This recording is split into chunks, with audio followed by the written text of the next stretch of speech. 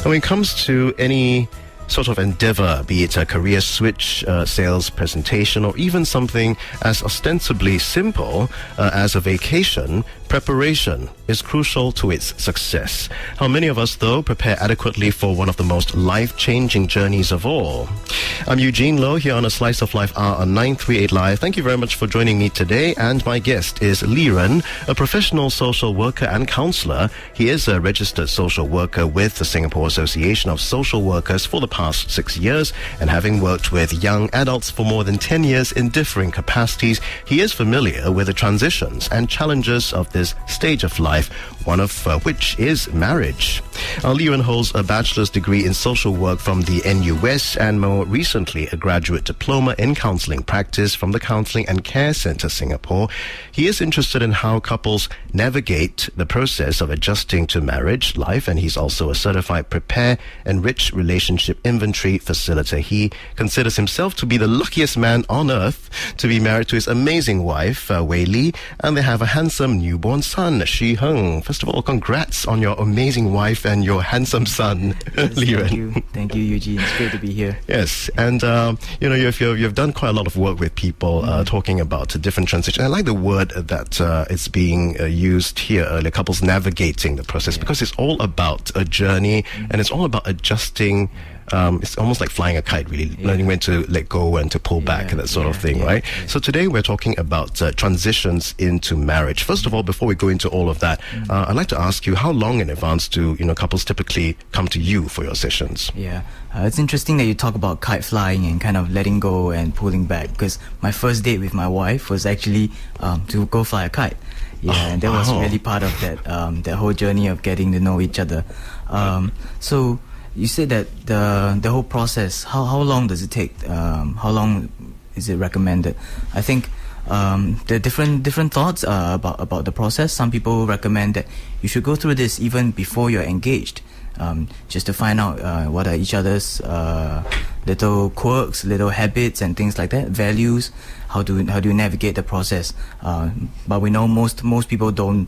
They get all caught up in the proposal and the excitement of all that. So they do that after. So, but I would say maybe about 6 months to 8 months before the wedding day, just as you're kind of getting really busy, before you get caught up in all the preparation work. Just kind of sit down, have time to talk through some of the major issues, talk through some of the things that are important to both you and your partner. There's no set period, of course. I mean, some might argue you should start in school. No. Because sometimes a lot of these life skills we can't absorb them and really internalize them when we are younger as well. But yes, have there been cases, you've seen people coming in to prepare for marriage, but have you seen certain cases where couples decided to not go ahead with the marriage after the counseling? That's an interesting thing, because some of the things that we talk about in the program, the Prepare and Reach program, they're not kind of things that you talk about on a day-to-day basis. You don't come and sit down and one day talk about what are your family rules, what are the unwritten things about how things get done in your house. These are just not kind of the things that you or if an about. EMA happens, that sort of thing, right? People don't want to talk about the ugly realities of life. And so sometimes the process of sitting down with a facilitator to talk about these things does bring up stuff that they were perhaps not aware about, or they kind of pushed it aside or minimized. And sometimes then the process of talking through things, and they realize maybe there's some things that is going to be quite hard to work through, and maybe it's good for us to go our separate ways before we go further. So cases like that do happen, but I would say the vast majority, I think people nowadays, there's so much information, people read, people reflect, they talk to each other a lot more, there's so much emphasis on communication. So a lot of people actually, most of the stuff they've kind of thought through and they've talked about, and that's a great thing. Would you say you kind of help sort of facilitate couples to kind of understand each other better as well? It's awareness. Yes, it's a lot about awareness, a lot about getting to know each other, talking about things that you don't normally talk about on a day-to-day basis. It's kind of like stripping both parties bare, so that they can really look at each other for what they are, and then decide from there. Sometimes most of the time it's much more important, really, because a lot of us try and hide a lot of things, especially when it comes to our partner or future spouse. Right? We pretend we are not human beings, we don't have natural functions, or natural emotions or whatever, right? So this really helps as well to make it very authentic and real. Of course, this is a rather controversial bit that I'm going to ask you. There's been debates about couples living together pre-marriage, you know. I'm just wondering whether, you know, you have any anecdotal evidence, people have spoken to observations perhaps, whether that is something that has any statistical value. Yeah, I think it's interesting because I think over here, perhaps, maybe because of the way our housing system works, and also perhaps maybe our slightly more conservative Asian culture, where parents might frown upon living together before you get married and things like that. So I think we don't see that happening as frequently as much here in Singapore. But I think the research over in the West does show that, interestingly, couples who live together only after the wedding, they tend to stay together longer. This kind of longer term, better outlook for them.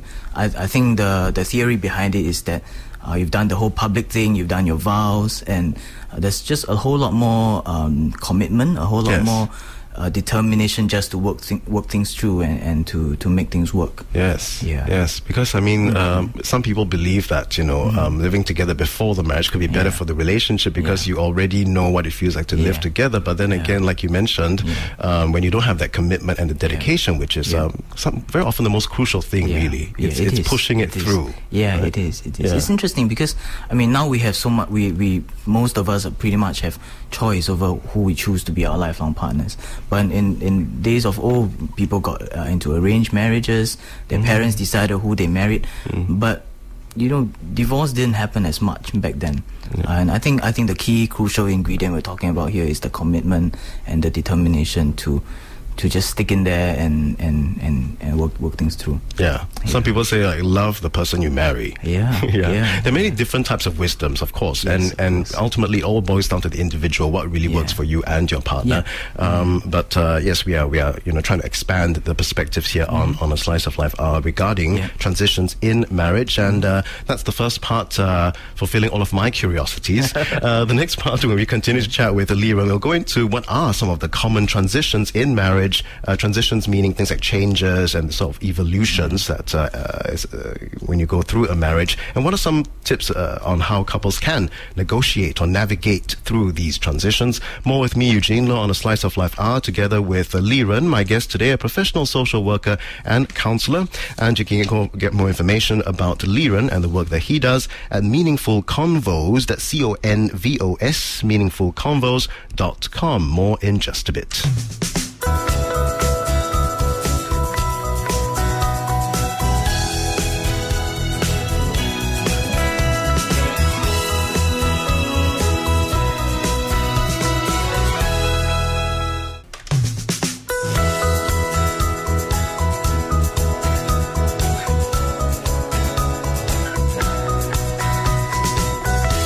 We're chatting about navigating our way through transitions or common transitions in marriage. With me today is a professional social worker and counsellor, Liren. He is a registered social worker with the Singapore Association of Social Workers for the past 6 years. He has worked with young adults for more than 10 years in differing capacities, very familiar with the transitions and challenges of this stage of life, one of which is marriage.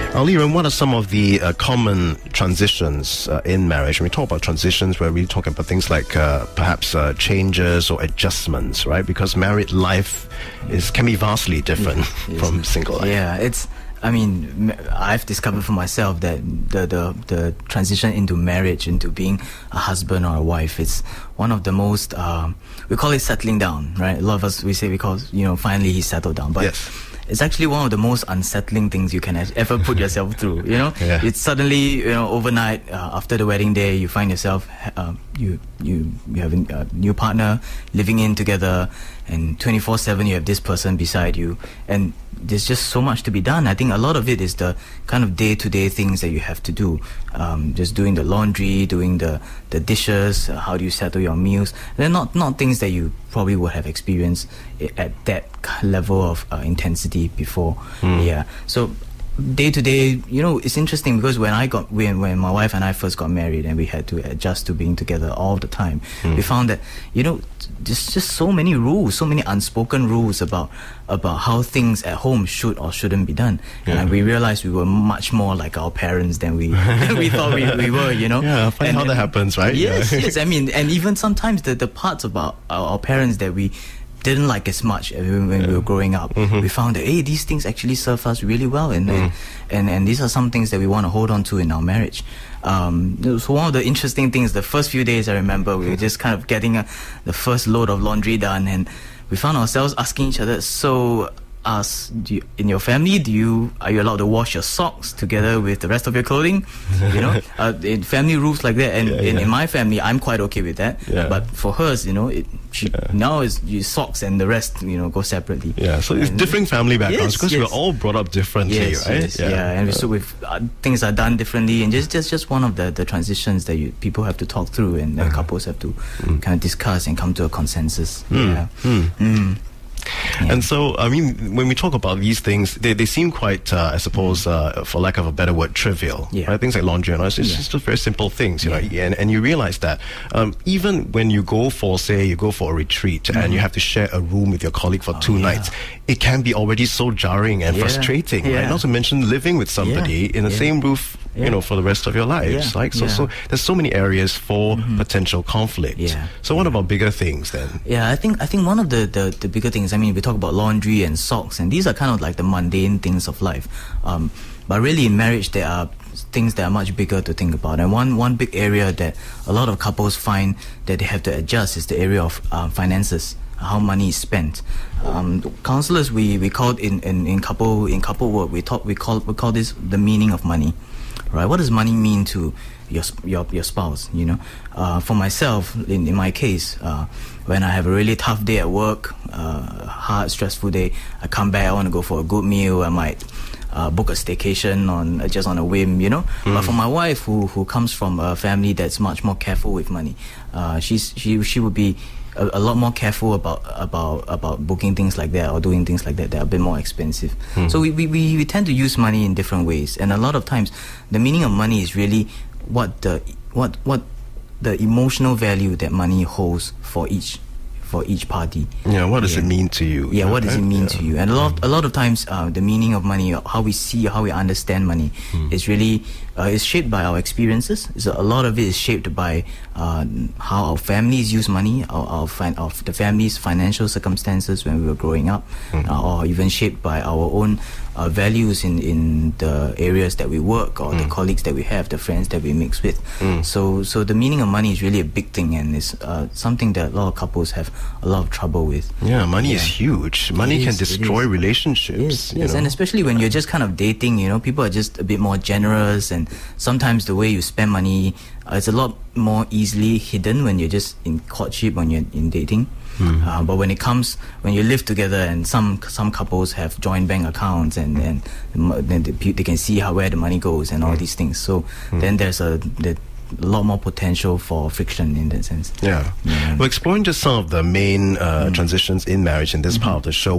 Some of the potential problems that may arise from a marriage and living together as a couple. We'll flesh out the tips and strategies later on. What are some of the other common perhaps challenges or potential problem spots that can occur? Right now, I can think about another one is perhaps also in-laws. Yes. So both parties obviously come from their own what we call family of origin, the families that they were brought up in. And when you kind of come together and get married, it really is two villages coming together, two clans, I like to call it. People say you don't just marry your spouse, you marry the entire family, you really. You don't. And so the way things are done, the way people communicate in each other's families, sometimes there's lots of history and lots of experiences, unspoken, unshared, going on. And so there's really a lot of a room to talk through some of these things and to really get to know each other, because our families shape us so much.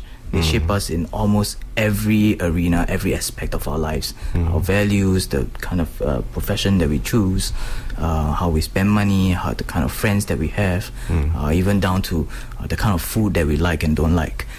So there's so much to talk about when people are coming and transiting into that journey of marriage. Yeah. Food is another thing. Yes. How the dish is made, and too much sodium or too little.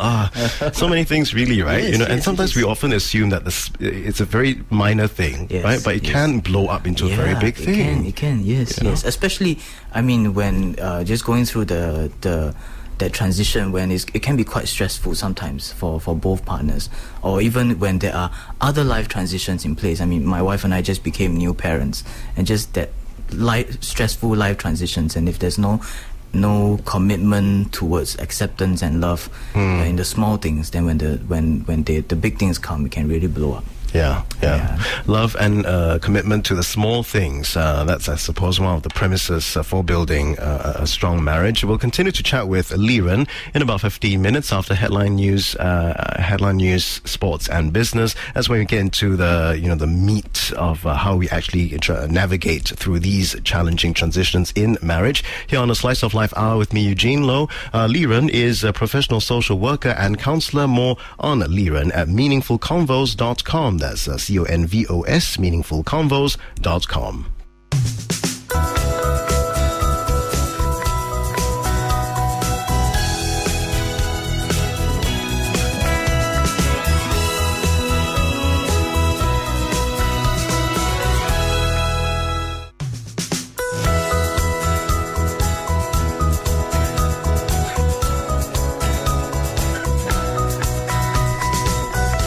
Hello and welcome back to a Slice of Life Hour with me, Eugene Loh, here on 938 Live. And today we're getting some do-it-yourself motivation regarding marriages and transitioning into marriage. And when we talk about transitions, we really mean changes, some of the adjustments that have to be made when we finally make the commitment and the promise to live our lives with someone else. Some of us find it difficult to just stay for 2 nights with a colleague on a retreat. And to stay with someone for the rest of your life is, exceedingly harder. And so some of us, may have problems when it comes to, dealing with some of these transitions in marriage. And earlier, we talked about some of the challenges. Mainly, they were things like money, which can affect any sort of relationship quite drastically as well. Things like in-laws, when the kids come, and even day-to-day simple things like, my guest Liren was mentioning earlier, things like doing the laundry, because we all come from different family backgrounds, right? And we are all brought up differently, different ways of doing things, different values, different opinions. And often the trivial things can spiral into really huge issues. And when emotions sort of like take control of a wheel, the whole vehicle can just, go all, topsy-turvy. So what we really want to do today is to, just come to the core of what is important to deal with these transitions in marriage. My guest is Liren, a professional social worker and counsellor. He is a registered social worker with the Singapore Association of Social Workers for the past 6 years. He has worked with young adults for more than 10 years in different capacities and is familiar with the transitions and challenges of this stage of life, one of which is marriage. So we've talked about some of these transitions earlier on, Liren. What are some of the tips that you can give couples to negotiate these transitions? Yeah, I think the fundamental and really the most important tip I would say is to talk meaningfully. Most counselors will advocate a lot, for couples to communicate effectively, to communicate to each other and talk about things. But exactly what do we talk about when we communicate? You see, so this is what I talk about talking meaningfully. What do I mean by this? By this I mean that you don't stay on the level of what to do. Not staying on the level of being task oriented and just kind of the day-to-day stuff, the tasks that need to be done.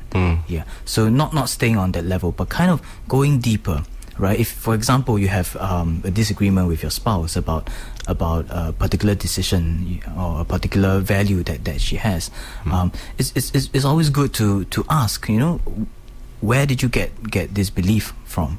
where was an experience that you had that shaped you to hold this belief. And oftentimes, even if you don't explicitly ask or explicitly talk about this, just kind of listening in carefully to what your spouse talks about and shares about their decisions and their values, just kind of listening in for the deeper, the unspoken, that helps a lot to just understand where your spouse is coming from as well. So seek to understand rather than to push your own agenda. Yeah. So oftentimes it really is it's quite common to, after we listen carefully and trying to understand where they're coming from, it's quite common that we begin to realize that they're not disagreeing just because they want to be disagreeable. They're disagreeing because they have a belief, a certain idea, and oftentimes that also comes from a good intention, wanting something good to come out of the relationship as well. Yeah, because ultimately, I'm talking about a relationship that fundamentally is good and wholesome, right? That both of you obviously want the same thing. Just it doesn't make any sense that your spouse would want to be against you just to oppose you for no reason, right? It's not fun at all. So, but I suppose different people go about it differently. So the most important thing when you're talking meaningfully, really, are trying to understand where your partner is coming from. Rather than why am I trying to achieve here? A lot of times it's also listening out for the experiences, the histories behind the beliefs and the values that the person has, and that kind of just enriches it and helps us to really understand our spouse a lot more. Because I mean, some people have a perception of argument as something bad, but I think argument can be good if the intention is really to seek to understand the other party more, and really you grow stronger as a couple the more you know about the other person. It's not about right or wrong. It's really about understanding and knowing where the other party is coming from. One major thing that couples find difficult also when it comes to communication is that it's very difficult for, some people communicate quite well. They might speak well or whatever, but then again, there's the non-verbal stuff that maybe, so sometimes you can come across as condescending when you're really not trying to, or sarcastic or things like that, and then it can become very difficult, So when that happens, what would you advocate that couples I would do? really say just be generous with the intent, to learn to appreciate the intent. A lot of times, what we do on the surface, our behaviors and the things we do, a lot of times it gets kind of misconstrued and misunderstood. I would say just really trying to be just be generous with and assume and give the benefit of the doubt to your partner, and just that benefit of the doubt kind of creates room for communication. It creates room for things to be talked about. But when you're just kind of accusing each other of wrongdoing and not doing enough or not doing well enough, then it just kind of narrows down and closes things up. It's hard to communicate in that kind of circumstances. So always assume the best. What is the higher purpose? Right? What are we really trying to achieve here? Right? And I find it useful sometimes as well. In communication with anyone, really, not just your spouse or partner, that when emotions start to take control and things look like they're spiraling out of control, always try and bring it back to what the core issue is, because very often we can't stray from that, and then we just forget what we were talking about, really. And you always try and bring it down. What is the core issue? What are we trying to achieve here, rather than go all ways and tangents. So kind of defining and narrowing it down to what it is, what this is about, and what this is not about, and just being careful not to pull in all the other things. I think a lot of couples have a tendency to kind of not really bearing grudges, but they have filters. They have mental filters that are just based on their previous experiences of their partners. And when the partner does something new, it's just kind of the action and the behavior gets filtered through that previous experience, and then there's just not enough room for both parties to talk about what their intentions were, or what were some unspoken assumptions that we were having of the other person. And despite our best intentions, sometimes the discussion can teeter to the edge of explosion. So when that happens, I suppose just leave it first. Just say, let's give it some time, let's talk some, and then very often when we cool off and we are left alone to really contemplate on our own, we all kind of come to the, we all kind of realize, darn, maybe I was too harsh, and and a lot of times, when you kind of give yourself space to just cool down, think about things, then we a lot of times we realize we probably didn't do as much, or we probably didn't live up to our own expectations of ourselves as well. And that leads to change, and that leads us to do just that bit more, that put in a bit more effort to the relationship. Very often you don't really need to tell people what they need to do. They kind of like know it themselves. Yes, I mean, we all kind of know it somewhere inside. Okay, so talk meaningfully. Yes, talk meaningfully. What is the other tip that you have for couples to negotiate these transitions? I would say another big one is really when you're in doubt, go further than what you think you might be fairly expected to do. So like Shakespeare's Juliet says, the more I give to thee, the more I have, for both are infinite. Some people say a relationship is like a bank account, right? The more you put in, the more you get out of it. So I would say really just go beyond, above and beyond what your spouse's expectations are. For example, if breakfast is a really important meal to him, go out of the way to buy McDonald's, buy a nice meal, have time together. If your wife really enjoys spending quality time together, and you really can't find time, then maybe one way is to travel to her office and travel back home together with her. This is just one way to spend time together.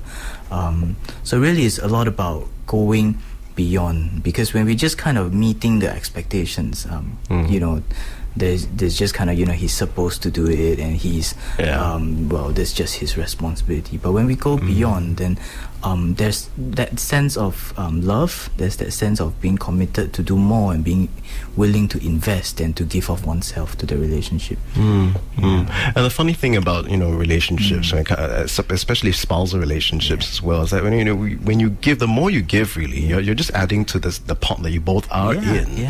And the more you give, the more your partner or your spouse feels that kind of like the motivation and the love, and to do more also. So it really feeds into. It really is. I mean, the more you give, and the more your partner feels loved, the more they have to give back to you as well. And so that kind of just contributes, and it builds up, and it just something that just it grows on you, really. And over time you find, and you start to learn what makes your partner feel loved. What maybe in some people call it the love languages, and that just kind of really encourages that. And at this point, I just want to just mention that some people are confused by this, because I've had kind of like feedback, people saying that, oh, I give and give and give and give, and I accept and accept, and the person just gets more aggressive, more just kind of like taking an inch, you give them an inch and they take a mile, sort of thing. What would you say to couples that are experiencing this kind of thing? I think every couple is different, so I'm not sure what the specifics are, but I would say really talk about let your partner know that this is the experience that you're having, that you feel that you're giving and the other person is not quite, you don't feel that the other person is contributing as much, but it's quite important to speak of I in the first person, and just kind of say, look, I feel this way. It may not be your intention, it may not be what you mean to do, but really this is my experience, and perhaps then we can talk about how things can be changed. Yes, each relationship is quite unique in that sense, but probably it's because it's not about giving in all the time, or I mean, if you know that person well enough, and you know that fundamentally the relationship, the person is a good person, for lack of a better word, then when you're giving, it should work. But if it doesn't work, then there is some flaw in the relationship. Maybe the person really is fundamentally abusive, or perhaps is putting up a front, then it doesn't work in that way. Then perhaps it requires some sort of other sort of mitigation. But we're talking about relationships that fundamentally both parties are willing to work. I think maybe another important thing would be to just kind of let the other party know your needs, let the other party know what you find helpful to help you feel loved, or what are some things that the other party might be able to do that fills up your love tank and helps you to function and to contribute, to give back to that relationship. Ultimately, seek to understand your partner as much as possible, and you yourself must be quite aware to know what where it's going and where you should go. Okay, and finally, the final tip on transitions. Yeah. I think the final tip is what I've learned from the very famous relationship researcher John Gottman. And Gottman talks about kindness, not something that is often talked about in couples relationships work. A lot of times we talk about communication, we talk about quality time spent together, but Gottman talks about kindness, and kindness really is the glue that binds couples together. So one big thing about how we can practice kindness in relationships is really by being generous with intent. Yeah. So even if your spouse, your other party does something that you don't particularly enjoy, or you does something that offends you, that is really, really irritating, really just be generous with the intent, and say, he may not have left the toilet seat up, the common thing, or he may just always be squeezing the toothpaste from the center. But sometimes people, he may not be out to spite you, or to just be bitter about things, but maybe just being just totally absent-minded, and just forgetting, or just it's not something that is important enough for him to pay attention. So then it's important to express and to talk about the needs, and talk about how oneself feels when the other party does some of these actions. It's choosing or trying to be the bigger person, the better man, and ultimately that moves the relationship forward, right? I mean, it could be the other party that made you both late for an important appointment, but what's the point in dwelling about it, talking about it? Just makes things worse. But if you were to say, let's forget about that, that's about that whole chapter, and let's go for a staycation this weekend, try to have some fun, and then that builds the relationship more. And I think it's also a lot about learning to see the good things in your partner, rather than just focusing on the negative things, because the negative things will always be there. I mean, there's no relationship. I mean, you yourself have a lot of flaws, really. Yes. I mean, there's they like to say there's no perfect relationship, and if there was, the moment you're in it, it's not perfect anymore. So really, we're human beings with imperfections, with flaws, and so be generous with your partner about their intent, and just appreciate the strengths and the good things that they do. Your spouse is imperfect, you are imperfect, the relationship is imperfect, but the fun is in refining it, isn't it? If it was perfect, there wouldn't be any fun. Well, thank you so much, Liren, for coming in today and sharing your thoughts. Had a great time. Liren is my guest today. He is a professional social worker and counsellor. For more information on Liren and the work that he does, he counsels for couples, but he also does general counselling as well. Find out more over at meaningfulconvos.com. That's CONVOS, meaningfulconvos.com. If you have something to share with me as well on the show, get in touch via email. It's eugene@mediacorp.com.sg. I'm Eugene Loh. This has been a Slice of Life Hour 938 Live. Thank you so much for your company.